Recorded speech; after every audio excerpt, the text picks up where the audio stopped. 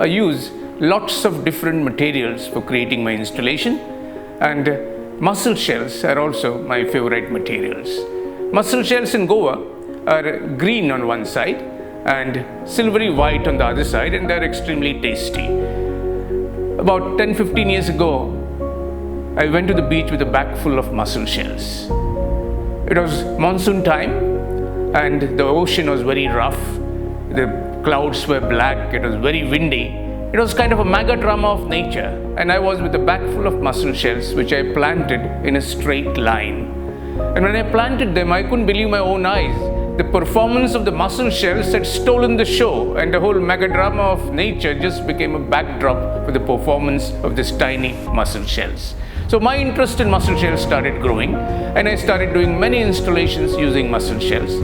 All my friends and my ex-patients, they started feeling that this doctor has gone completely crazy, because they couldn't believe that an adult can do an activity like planting mussel shells on the beach.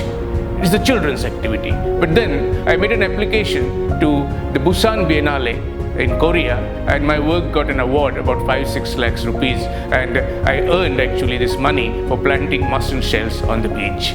Now, why do I plant mussel shells? Initially, when I started planting mussel shells, this was because it looked very interesting, but slowly thought processes started coming, and I could conceptualize the whole work and inject it with a kind of a theory. When I plant these mussel shells, I create the impression of the ocean, as you can see.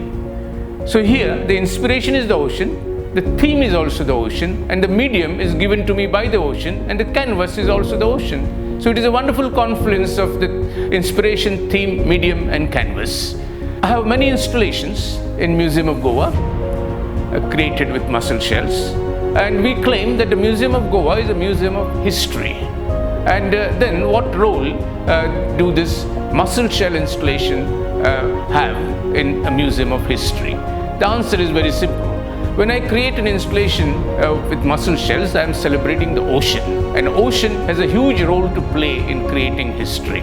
If we think of Goa's culture as a sculpture, then who is the sculptor? The ocean is a sculptor. The ocean carves out civilizations. Oceans are basically mediums of intercontinental cultural diffusions. It is through oceans that there are intercultural dialogues between continents. So oceans have played a huge role, and that's what we celebrate. I have also created works where I inject a kind of history in these installations a little bit further. I have, for example, added chilies to an installation, celebrating the fact that chilies came from Brazil through the ocean.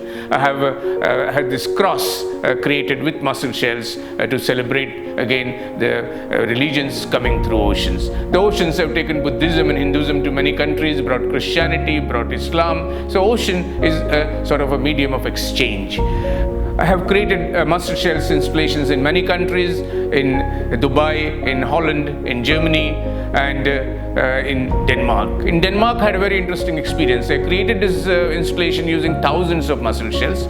The organizers had organized about 100 kilos of mussel shells for me, and they took me to the heap of mussel shells and said, okay, create the installation with this. Now all this had to be cleaned, and the temperatures were below zero, and when I started cleaning, my hands froze and I couldn't clean them.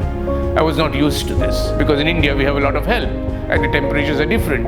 So I had a friend, luckily, who was a Danish friend who was into construction work, and he came with his van and a powerful water jet, and with the water jet he cleaned the mussel shells for me. And when the time came to plant the mussel shells again, we just made an appeal on social media, and about 10-15 Danish people came to help me create this work.